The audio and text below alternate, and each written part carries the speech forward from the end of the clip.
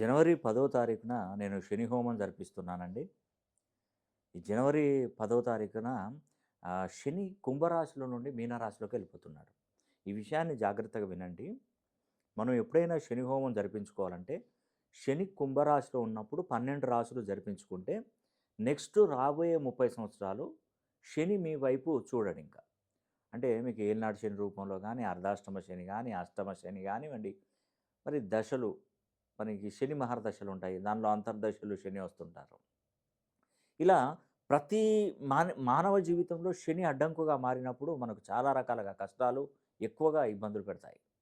ఉద్యోగాలు రాకపోవడం, వివాహాలు జరగకపోవడం, ఆరోగ్య స్థితిగతులు దెబ్బతినడం, ఫైనాన్షియల్‌గా ఇబ్బందులు పడడం, అప్పుల పాలైపోవడం, రావాల్సిన అమౌంట్లు సకాలంలో మనకు రాకపోవడం, విదేశీ ప్రయత్నాలు చేస్తే దాంట్లో లాస్ ఏర్పడడం, నష్టపోవడం, ఇవన్నీ శని ప్రభావంతోనే ఎక్కువగా ఉంటుంటాయి.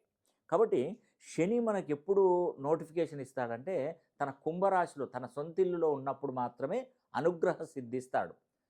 ఆ అనుగ్రహ సిద్ధి మనం ఏదైనా అతనికి ఫిర్యాదు చేసుకోవాలన్నా కూడా కుంభరాశిలో ఉన్నప్పుడే చేసుకోవాలి. వినతులు స్వీకరిస్తాడు.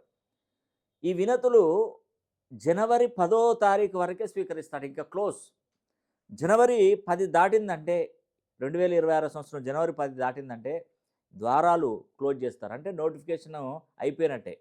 కాబట్టి మీరేం చేయాలంటే శని హోమం చేయించుకోవాలి తప్పకుండా. 12 రాసులలో జన్మించినటువంటి వారు. ఈరోజు మీకు అర్ధాష్టమ శని నడవచ్చు, అష్టమ శని నడవచ్చు. తర్వాత మిగతా వాళ్ళకు నడవట్లేదు అనుకోవద్దండి. వాళ్ళకు 2.5 సంవత్సరాల తర్వాత వాళ్ళ ప్రభావం కూడా ఉంటుంది. అప్పుడు చేంజ్ అయిపోతాయి మొత్తం రాసులు. అందుకే మానవ జీవితంలో ఖచ్చితంగా శని ప్రభావాన్ని తగ్గించుకోవాలంటే శని హోమం జరిపించుకోండి. ఇది చివరి అవకాశం. 30 ఏళ్ల దాకా మళ్ళీ మనం చేసుకోలేము. ప్రతి ఒక్కరికి పేరు పేరున తెలియజేస్తున్నాను. జనవరి 10వ తారీఖు లోపే ఈ మధ్యకాలంలోనే మీరు మీ పేరు గోత్రనామాలు పంపిస్తే నేను శని హోమం జరిపించి ఆ వీడియో అన్నది కూడా మీకు తప్పకుండా అందజేస్తాను. ఇట్టి అవకాశాన్ని ప్రతి ఒక్కరూ పేరు పేరున సద్వినియోగం చేసుకోవాలని కూడా మనసా వాచా కర్మేన కోరుకుంటూ సెలవు తీసుకుంటాను. సర్వే జనా సుఖినో భవంతు.